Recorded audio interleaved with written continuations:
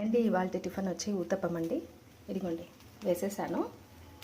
Onions, పచ్చిమిర్చి, కొత్తిమీర, కరివేపాకు అన్నీ రెడీగా ఉన్నాయి. చట్నీ కూడా గ్రైండ్ చేసి పెట్టాను.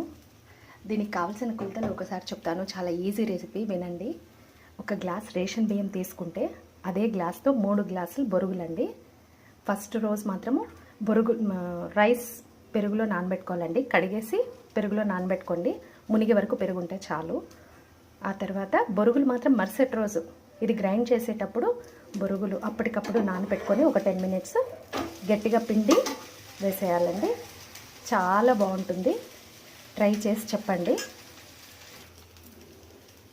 ఊతప్పం రెడీ అండి. కాలిపోయింది చూడండి, చాలా బాగుంటుంది.